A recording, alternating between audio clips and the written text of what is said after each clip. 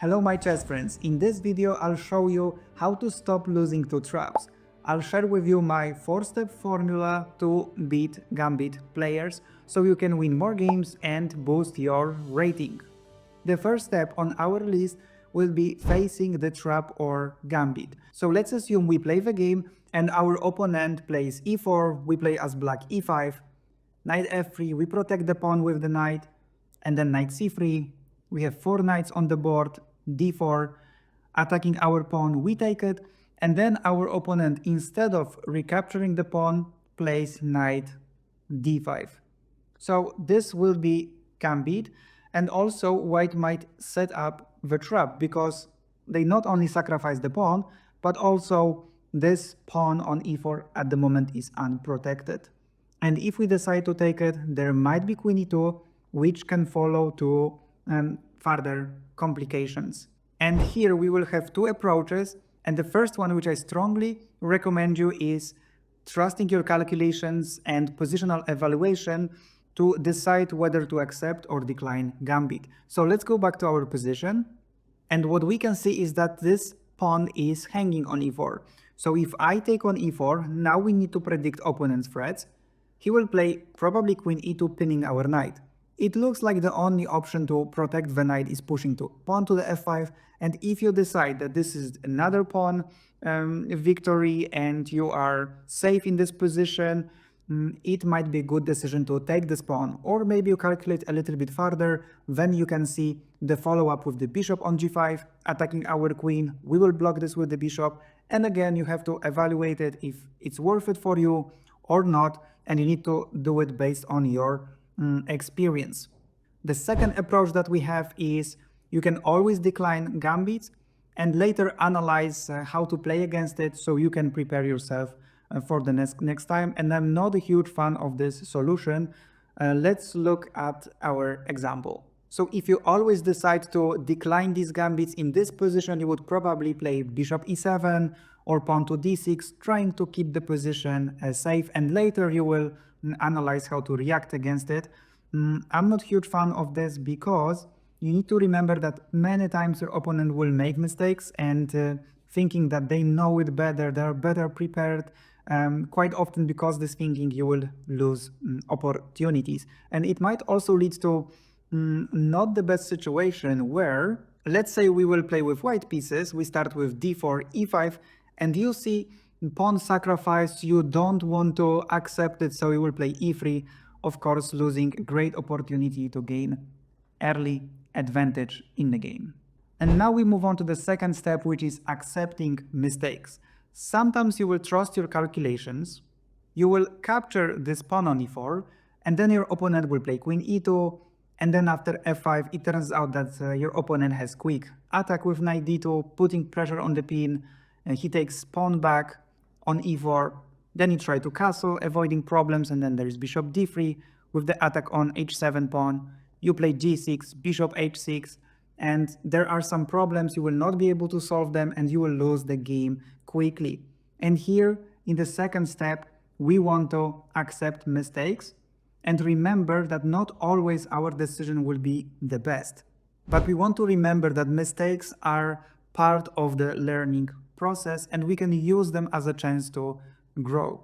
We also want to avoid negative emotions. I know that some of you really like to click this rematch button with the lightning speed, especially after such painful loss, to get these points back.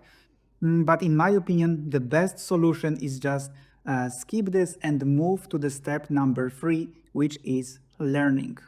And here we will build a small chess database to play better and avoid repeating the same mistakes. So how do we start? We click more, and then we go to library, we click it, and then we want to create a new collection, and we will name it, let's say, versus traps and gambits. Okay, we hit create, and now we don't have any games yet in our database, so we will click add games and then make moves. And here we've created the first chapter. And if this will be too fast for you, or you play on another website, In the YouTube description, you will find 2 links to my blogs on both sides with the guidelines, so you can see step by step how to create your own chess database, and you will see how to use it. We go back to our chapter. We can see that after we click it, it's still empty. So we need to click this analyze button. And now we have our first game. We played as black, so we want to flip the board, and we just want to play the moves which occurred in our game. White played knight c3, we played knight f6, and we want to find the answer to the question, what should we do after knight d5? And how to prepare this variation so we can check it later and learn from it. What you can do here is you can click analysis and click this button. So now you will see on the left evaluation bar, and this will tell you if the moves that you consider are good or not so great. And the second thing is you want to click here explore, and after that we will see master games. And at the moment in this situation we can see that bishop e7 was played 383 times. I think this is the engine evaluation of that, so it's basically even. And here we have win rate. For white it's 27%, for black 38%, and draw we have 35%.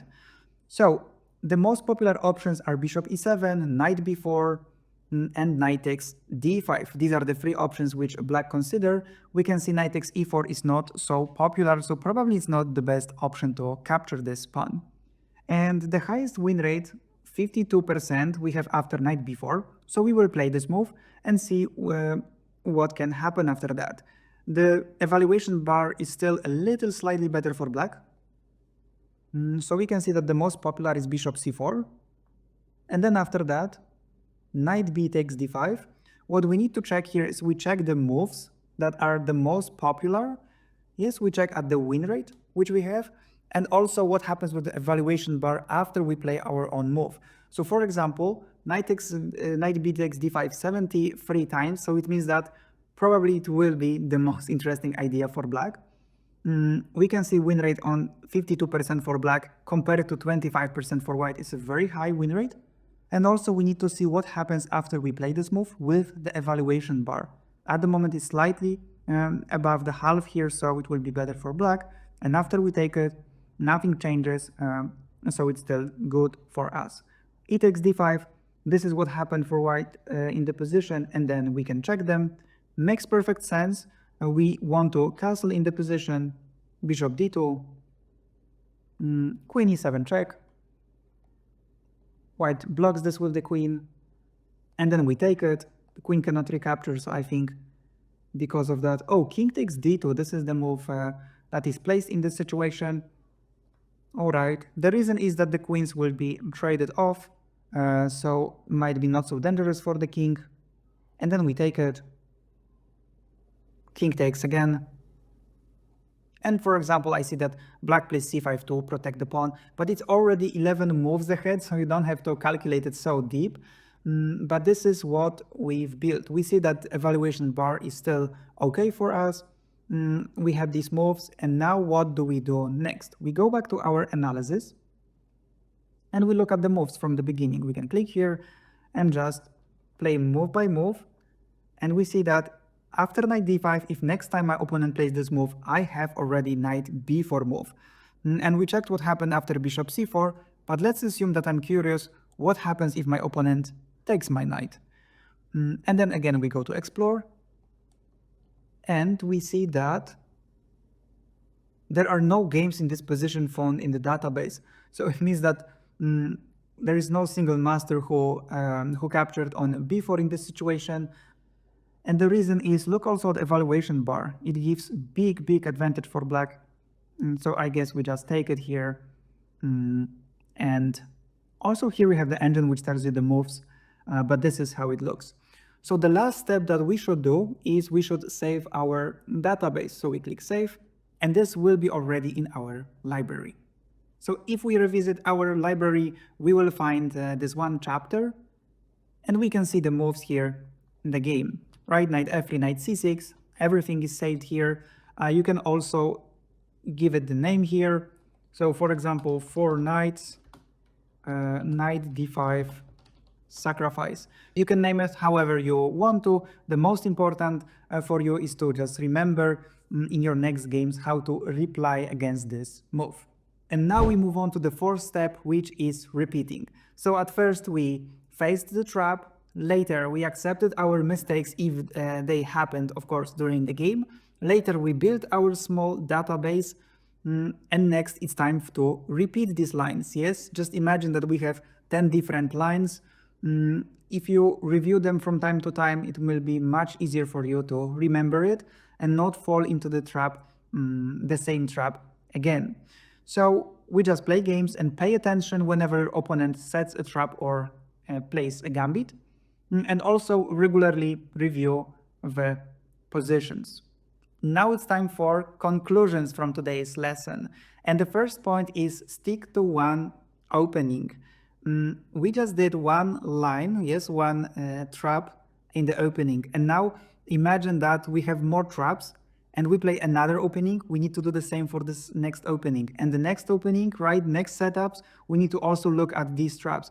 And in total, you might spend a lot of time and energy building all these database, which will be very difficult later for you to memorize all of that. And that's why I always suggest to play one opening and try to be master at this opening.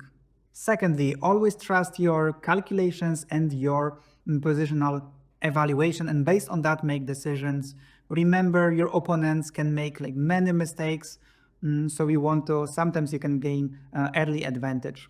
And the next point is accepting mistakes.